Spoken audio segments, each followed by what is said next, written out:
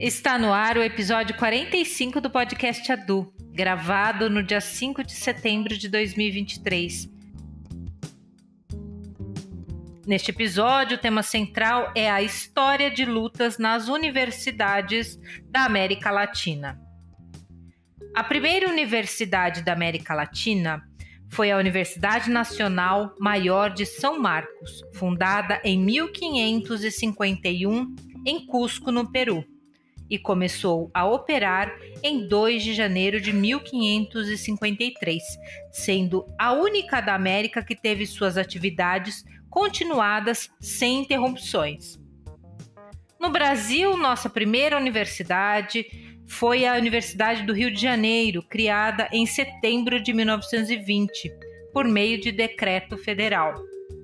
Mas o ensino superior no Brasil só veio adquirir cunho universitário nos anos 30.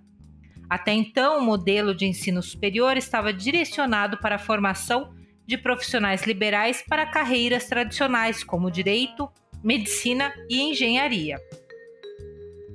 As universidades hispano-americanas tiveram origem ainda no período colonial, ao passo que no Brasil a instituição universitária data do século XX.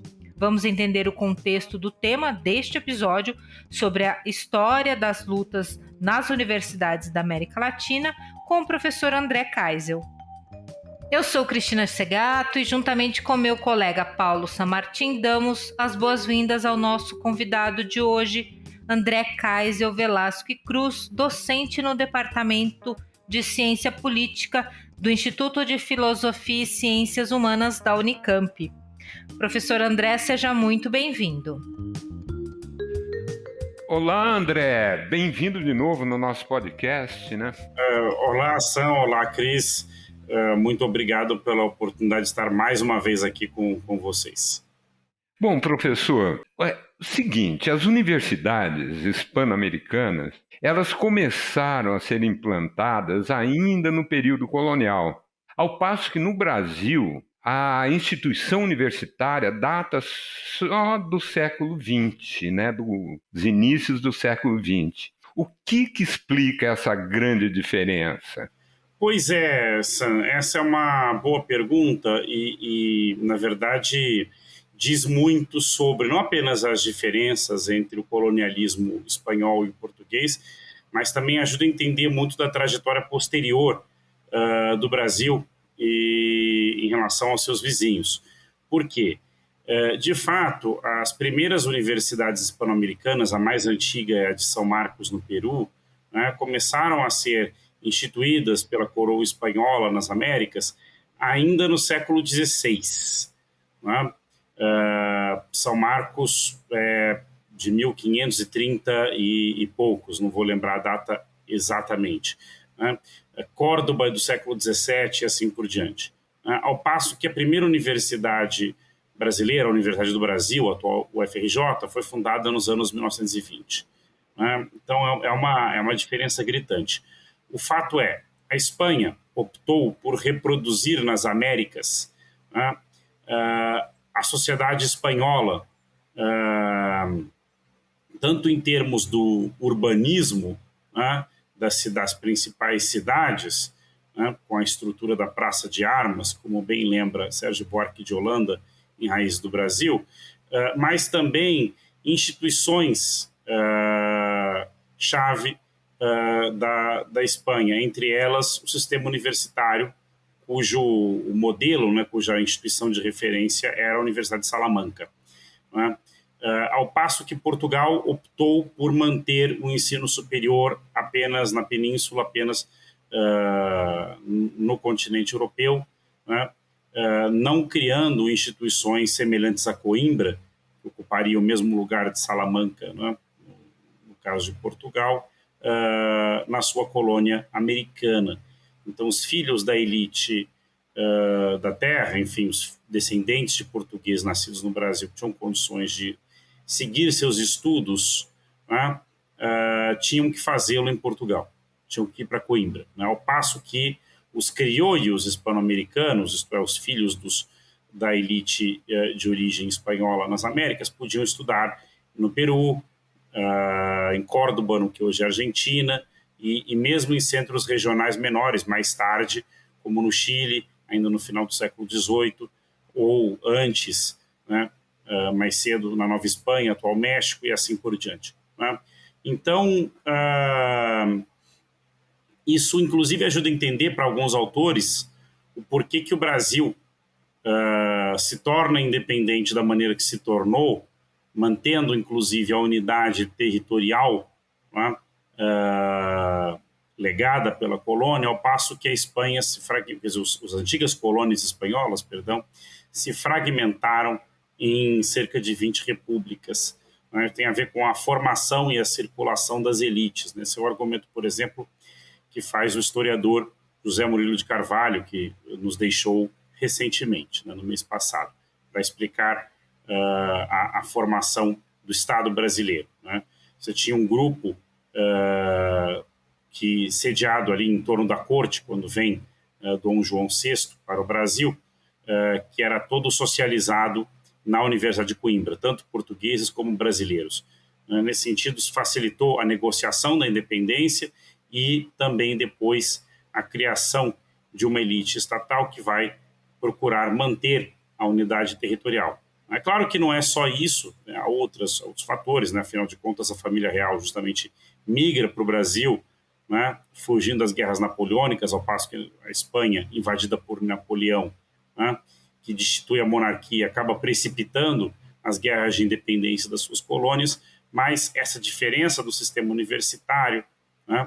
A ausência dele no Brasil e a presença dele nos países hispano-americanos de maneira descentralizada ajuda também a entender essas diferentes trajetórias históricas. Né? No caso do Brasil, o ensino superior começa por volta de 1823, justamente ainda no período da presença da família, enfim, pouco depois, na verdade, da saída da família real do Brasil, logo depois que o Brasil é independente, com a criação da Faculdade de Medicina da Bahia e poucos anos depois, em 1827, a criação dos cursos jurídicos em Olinda, em São Paulo. Mas, no caso, o Estado brasileiro recém-fundado opta por um modelo de faculdades isoladas, né, de medicina, direito e engenharia mais tarde, muito ligada aos militares, né, com a criação do Instituto Militar de Engenharia do Rio de Janeiro, ao invés de criar universidades. O que só vai acontecer justamente a partir dos anos 20, né, no período da crise da República Oligárquica, né, da Primeira República, e mais intensificando-se depois nos anos 30. Né? Então, tanto a elite paulista derrotada em 32, né, funda a Universidade de São Paulo em 34 como resposta justamente à derrota frente a Vargas, como Vargas depois reorganiza, né, intervém e reorganiza a Universidade do Brasil, já em pleno Estado Novo, dando origem ao que mais tarde, né, bem mais tarde, se tornará, né, a Universidade Federal do Rio de Janeiro. Então, isso só para dar um panorama em grandes pinceladas, né, daquilo que o Luiz Antônio Cunha, que é um autor que escreveu uma trilogia sobre a história do ensino superior no Brasil, chama de universidade temporã, se referindo às universidades brasileiras. Elas são temporãs em relação a quem? As universidades latino-americanas, de maneira geral, que, né, no começo do século XX já contavam com 2, 3, quase 4 séculos ou mais de 4 séculos de história. Muito bom, André. E o que foi o movimento da reforma universitária iniciado em Córdoba em 2018 e qual o seu legado para o presente, para a atualidade? Bom, o movimento da reforma universitária, né, que tem o seu marco fundacional na cidade argentina de Córdoba em 1918, né, completou 100 anos em 2018, justamente ele se relaciona até com a pergunta anterior, porque justamente nesse momento em que o Brasil ainda nem tinha uma universidade, os nossos vizinhos já tinham um sistema universitário secular. Né? E ainda com um peso muito grande da presença católica, da tradição da Contra-Reforma, da escolástica, né? E também muito oligarquizado, especialmente no recrutamento dos professores, né? Que vinham, né, no caso da Universidade de Córdoba, em especial, de um mesmo círculo de famílias tradicionais da cidade.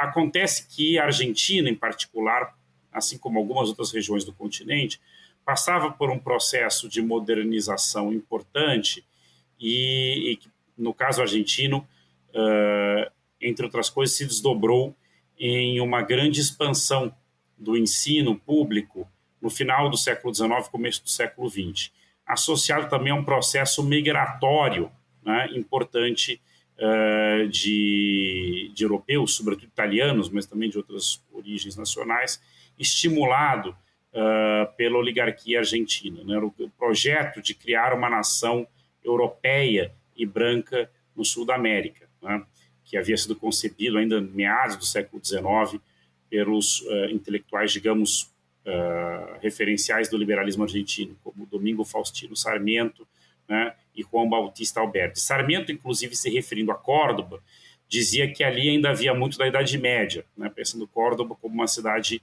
muito fechada em torno da sua universidade, muito tradicionalista, em oposição a Buenos Aires e a sua universidade, que era bem mais jovem, mais aberta, não só aos fluxos do comércio europeu, mas também das ideias da ilustração, do liberalismo, etc. Então, no começo, isso em 1845, em 1918 não havia mudado muita coisa dentro da universidade. Só que o país já tinha mudado muito, né? E havia ali um estudantado com origem nas classes médias em ascensão, né? que não se via representado naquela universidade, não via suas preocupações intelectuais, suas aspirações sociais e políticas representadas naquela universidade muito envelhecida. Então, começa um movimento estudantil, no caso na Faculdade de Medicina, né, demandando a demissão de professores que eram particularmente incompetentes, porque não haviam sido recrutados por mérito, mas sim por vínculos familiares. Só que, diante da resistência da reitoria em atender aos reclamos dos estudantes, o movimento se alastra para as outras faculdades e se torna um movimento contra a hierarquia universitária. E o que eles demandavam? Co-governo, ou seja, a participação dos estudantes nos colegiados das universidades, acesso à carreira docente por mérito e liberdade de cátedra, abertura da universidade às novas correntes intelectuais e científicas e, ao mesmo tempo, uma aproximação da universidade com os problemas da sociedade, em especial das classes menos favorecidas, né? Foi um momento, inclusive, que houve uma tentativa de aproximação, ali em 18, do movimento estudantil cordobês com o movimento dos trabalhadores, né? Pelo menos por parte dos estudantes. Então, esse movimento se alastra. Na verdade, já havia, segundo alguns pesquisadores e pesquisadoras, congressos estudantis, tentativas de articulação latino-americana do movimento estudantil fazia uma década, mas a partir de Córdoba, né, esse impulso reformador se alastra para outras universidades, como São Marcos, no Peru, né, como a Universidade do Chile, como a Universidade da República no Uruguai, também a Universidade do México, que é reorganizada pela Revolução mais tarde como Universidade Nacional Autônoma do México, e assim por diante, né? Então se torna um movimento continental, associado também a um certo imaginário anti-imperialista e de unidade latino-americana, e que forja o imaginário do que é a universidade latino-americana e do que é o protagonismo político do movimento estudantil por décadas ao longo do século XX. Tá? Então, nos anos 60, por exemplo, em muitos países, com a efervescência política característica daquela década, esse imaginário é retomado, né? Inclusive na própria Argentina, na resistência à ditadura do general Onganía, onde Córdoba, de novo, vai ter um protagonismo ali no ano de 1969. Bom, então, a gente costuma imaginar os movimentos estudantis dos anos 60 como sendo inspirados, sobretudo, pelo Maio de 68 francês, por exemplo, mas no caso dos países hispano-americanos já havia uma cultura de participação política dos estudantes dentro e fora da vida universitária que tinha cerca de meio século, né? Em diferentes países da região, né? Não era o caso do Brasil, justamente porque em 1918, como já sabemos, não havia universidades aqui. Então, até é muito curioso que na obra, digamos, de referência para os estudos sobre a reforma universitária, que é o livro Estudiantes e Política na América Latina, organizado pelo sociólogo argentino Juan Carlos Portantiero, que é de 1978, né, portanto publicado 60 anos depois da reforma universitária. Além de uma longa introdução, ele reúne uma série de documentos dos movimentos estudantis da região, e ele inclui um documento do movimento estudantil brasileiro, mas que é do final dos anos 30, né, justamente do período em que a UNE é fundada, né, ali por volta de 1938, em pleno Estado Novo, né, em que aparecem ecos da reforma universitária, ou seja, os estudantes brasileiros sabiam da reforma universitária, mas eles efetivamente não participaram, né, desse movimento continental, porque na época ainda não havia uma universidade aqui, enfim, seria criada a primeira poucos anos depois. Perfeito. Viu, André? E agora, revendo, né, toda essa trajetória, é possível a gente falar na existência de um modelo ou de modelos de universidade próprios da América Latina? Essa é uma boa pergunta, Sam. Eu acho que você pode responder tanto pela afirmativa como pela negativa, né? Por um lado, as universidades latino-americanas foram marcadas por sucessivos modelos vindos da Europa ou dos Estados Unidos, né? Então, o modelo de Salamanca no período colonial, né? Uma influência maior francesa na reorganização das universidades no pós-independência no século XIX, né? E, a partir da segunda metade do século XX, uma crescente influência norte-americana, né? Na reorganização das universidades do continente, em especial a partir de alguns governos militares, como o do Brasil, por exemplo, né? Aliás, nesse sentido, é bom fazer distinções, porque ainda que tenha havido muita repressão nas universidades brasileiras durante a ditadura, em particular a partir de 1968, do AI-5, etc., né, o regime militar brasileiro foi menos destrutivo para as universidades do que os seus pares argentinos ou chilenos, né, onde a repressão foi muito mais brutal, né, e no caso da Argentina deixou um cenário quase que de terra arrasada, e no caso do Chile, né, uma reorganização em termos neoliberais das universidades a partir de 1980, né, com a Lei Geral de Universidades, né, a Lei Geral do Ensino Superior, que basicamente procurou introduzir uma lógica de mercado. No caso do Brasil, a ditadura agiu de maneira um pouco distinta, né, inclusive expandindo a rede pública de ensino superior, né, ao mesmo tempo dando livre curso à expansão do ensino privado, né? E também, né, criando ou reforçando instituições como o CNPq e a CAPES, que tinham uma origem anterior, mas ganharam as suas feições, né, atuais, como núcleos, digamos, de um sistema nacional de pós-graduação ou de ciência e tecnologia durante o regime militar. Então, essa também é uma diferença importante a que se tem em mente, né, digamos, o modelo mais nacional desenvolvimentista da ditadura brasileira em comparação com os modelos mais neoliberais ou até mais reacionários das ditaduras argentina e chilena, né?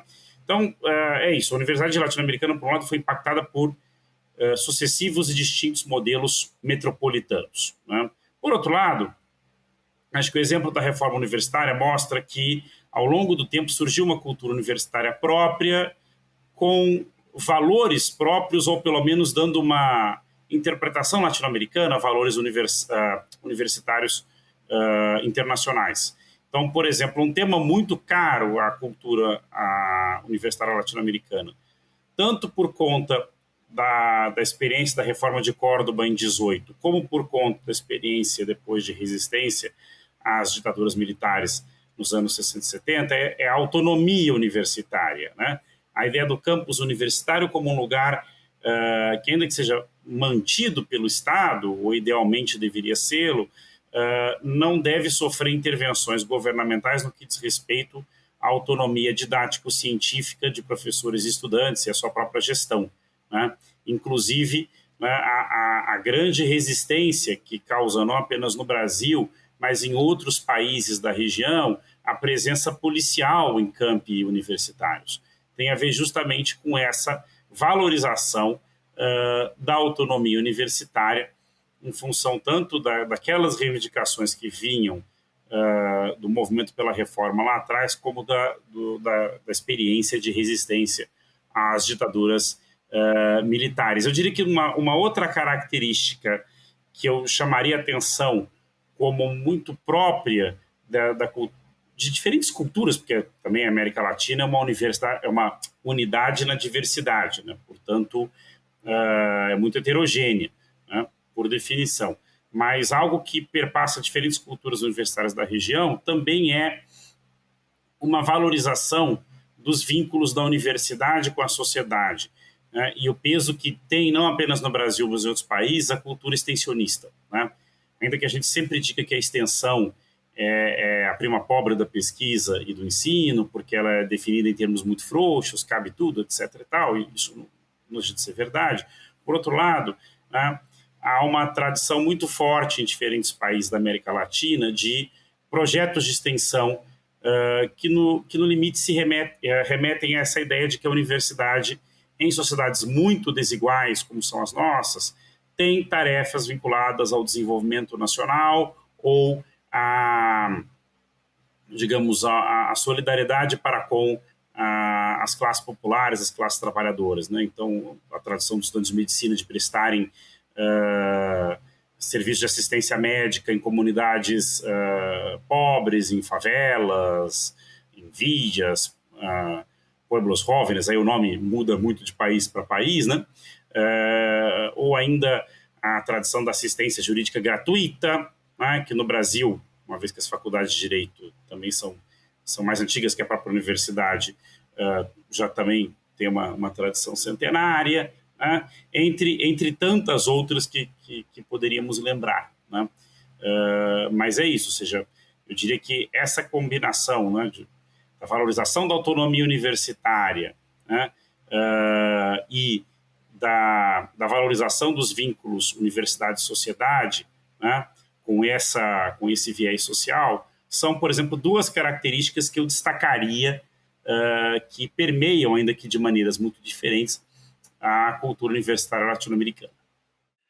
André, a questão da autonomia foi fundamental, né, nas lutas das universidades no Brasil, de uma forma especial. Hoje, a autonomia volta a sofrer ataques de setores, né? Qual que é a razão disso nesse momento? Bom, isso tem a ver com essa onda da extrema-direita, não apenas no Brasil, mas no mundo, né? E que tende a ter na universidade um dos seus alvos preferidos, né? Isso não é uma novidade em absoluto, né? Poderíamos lembrar, por exemplo, a chamada Noche de los Bastones Largos, quando os militares e a polícia intervêm no campus da UBA, da Universidade de Buenos Aires, logo depois, ou pouco depois do golpe do general Onganía, ali por 66, 67, né? Ou, ainda pior, né? Enfim, o verdadeiro massacre que as instituições universitárias em toda a região sofrem em diferentes momentos da ditadura militar, das ditaduras militares, sobretudo no Cone Sul, né? Hoje, né, de uma maneira diferente, mas com um forte alarde e propaganda, né, em meios de comunicação, em redes sociais, etc., a extrema-direita, por exemplo, durante o governo Bolsonaro, procurou, né, conjurar esses fantasmas do velho anticomunismo, né, rebatizado aí como marxismo cultural, Foro de São Paulo, como se queira, para acusar as universidades de serem antros de subversão, da família, da tradição, ameaças à ordem e assim por diante, balbúrdia, né, nas palavras do nosso ex-ministro da Educação, Abraham Weintraub, de triste memória. Né? Então essa é uma frente de ataque, né, a guerra cultural, que a extrema-direita sabe fazer e faz muito bem, infelizmente, e a outra é o ataque financeiro, né, os cortes de orçamentos, e aí você tem um ponto, inclusive, de aproximação dessa extrema-direita mais reacionária com os setores neoliberais, que, ainda que não necessariamente comprem as pautas de costumes dessa extrema-direita mais recente, há muito tempo vem cortando orçamentos de universidades em toda a região também e tentando forçar, aonde ela ainda não existe, como no Brasil ou na Argentina, a cobrança de mensalidades, por exemplo, ou aumentá-las aonde elas já existem, como no Chile ou na Colômbia, assim por diante. Né? E, digamos, tentando obrigar a universidade a buscar financiamento fora, né? Nas empresas, no mercado, etc, etc, etc. Isso que as universidades, não apenas no Brasil e em outros países da região, já recebem, por exemplo, renda industrial de patentes ou de convênios com empresas, isso não é nenhuma novidade, né? Mas a questão é que eles querem mudar o modelo baseado no financiamento público. Isso desde relatórios, aliás, do Banco Mundial de meados dos anos 90, né, que diziam que a universidade latino-americana era cara, era ineficiente, era um sistema educacional injusto, porque a região privilegiava o investimento na universidade, enquanto as escolas públicas de ensino fundamental e médio não tinham recursos, o que é uma grande distorção, porque essa desigualdade que é real nos sistemas escolares educacionais latino-americanos não é culpa da universidade em si mesma, mas sim de uma estrutura de Estado e de uma ordem social que tem na extrema desigualdade a sua pedra de toque e que, digamos, essa extrema desigualdade é reproduzida em diferentes âmbitos, né? E você mercantilizar o ensino não é uma resposta para isso, pelo contrário, você tende, inclusive, a elitizar mais as instituições ou a gerar cenários como o Chile, em que a classe média se endivida, né, fortemente para poder pagar mensalidades a vida inteira. Né? No limite, você passa o resto da sua vida profissional inteira pagando mensalidade. Não é à toa que, a partir de 2011, você tem um forte movimento estudantil no Chile demandando o quê? Aquilo que nas universidades públicas brasileiras nós já temos, gratuidade. Né? Então, há diferentes frentes de ataque à autonomia. Né? Agora, aqui em São Paulo, nós vamos enfrentar uma em particular, sobre a qual vocês já devem ter feito ou farão uma sequência de podcasts em breve, que é a renegociação do nosso modelo de financiamento. Né? Estou me referindo à autonomia dada pelo decreto do Quércia lá em 89, né?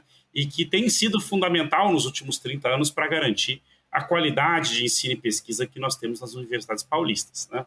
Então, com a desaparição desse imposto, né, nós aqui vamos ter que renegociar com um governo que justamente vem da extrema-direita, um governo hostil, né, pelo menos em princípio, a manutenção do nosso modelo de autonomia e de financiamento.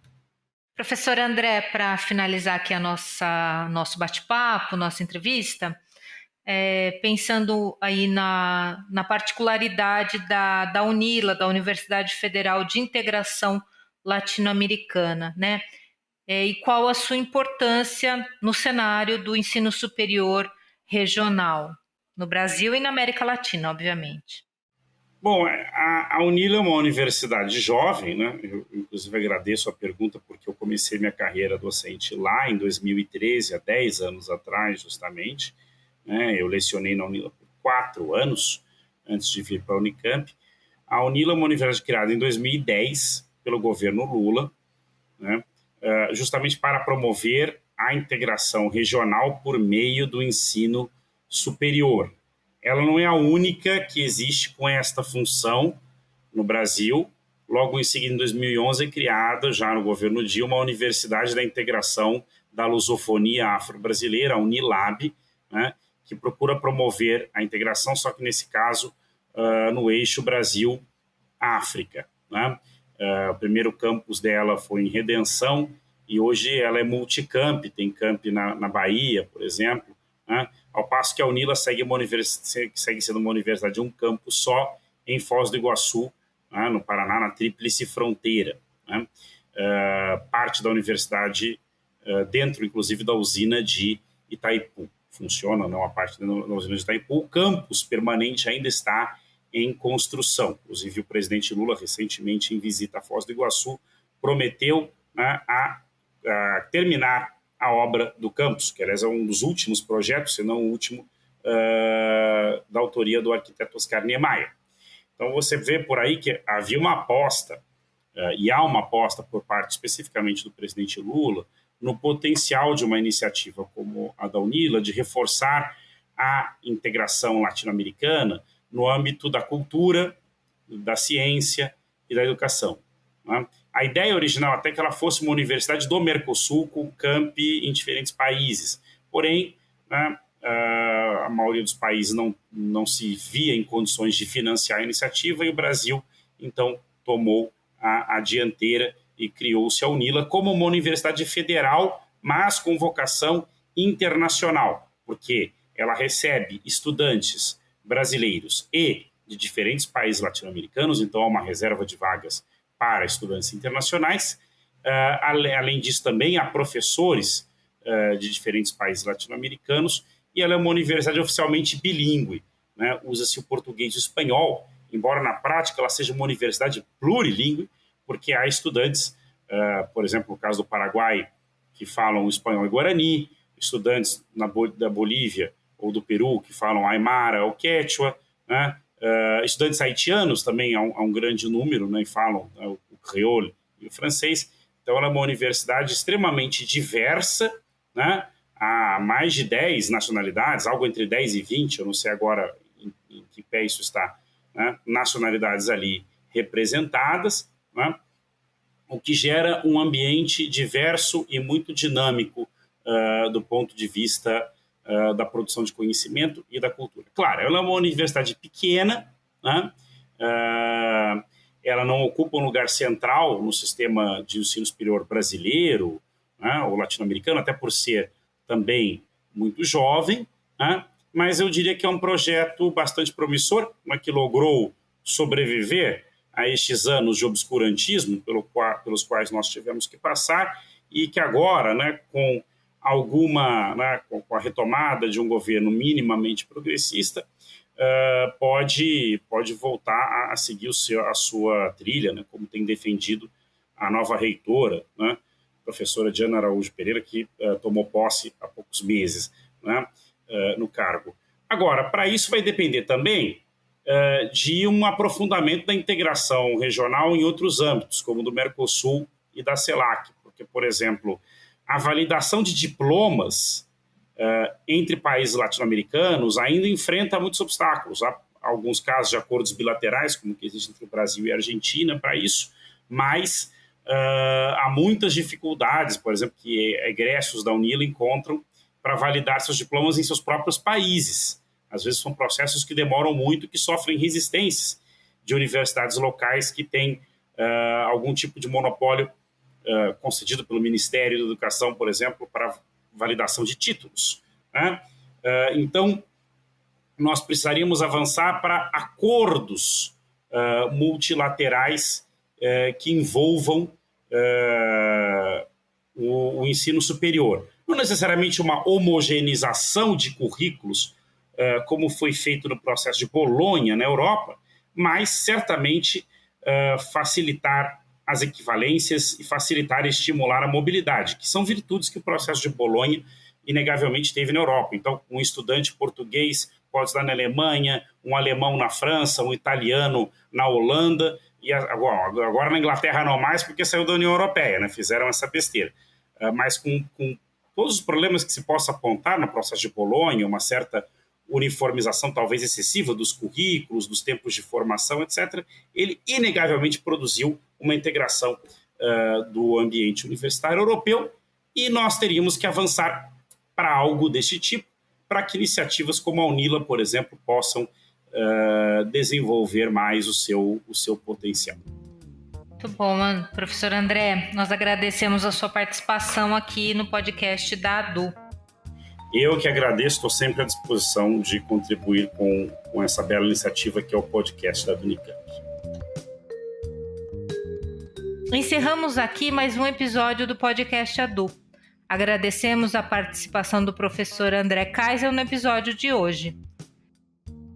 Siga nossas redes sociais, nosso site e fique por dentro dos temas que serão abordados nos próximos episódios do podcast ADU. Até lá!